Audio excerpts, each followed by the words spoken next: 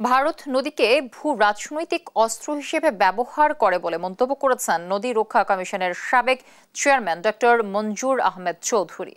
শনিবার দুপুরে নদী ও প্রকৃতি সুরক্ষা বিষয়ক সংগঠন তরির আয়োজিত নদী সম্মেলনে প্রধান অতিথির বক্তব্যে তিনি একথা বলেন। এ সময় তিনি আরও বলেন, ভারতকে নদীর ব্যাপারে বিশ্বাস করা যায় না, তাই বাংলাদেশকে পানির বিষয়ে ভারতের উপর নির্ভরশীল না হয়ে স্বনির্ভরশীল হতে হবে। তিনি বলেন, ভারতের সাথে বাংলাদেশের 50টিরও বেশি আন্তঃসীমান্ত নদী রয়েছে, তবে এসব নদীর পানির ন্যায্য হিস্সা নিয়ে দুই দেশের চুক্তি নিয়ে ভারতের আগ্রহ খুবই কম, যা ভবিষ্যতে বাংলাদেশের জন্য হুমকি হয়ে দাঁড়াবে। তাই ভারতের উপর নির্ভরশীল না হয়ে বর্ষাকালে পানি ধরে রাখতে ডেল্টা প্রকল্প গ্রহণ করতে হবে বলে জানান তিনি। তিস্তা এবং গঙ্গায় পানি কমিয়ে দিয়েছে, তার ফলে আরো কম আসে।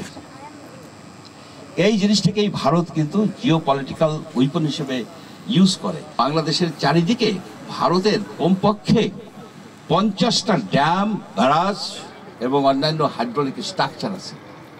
এর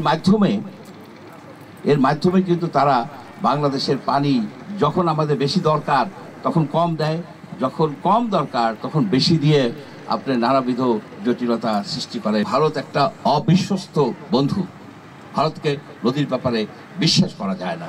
আপনি দেখবেন যে কিভাবে এই গঙ্গা চুক্তি নিয়ে গন্ডগোল পাকায়।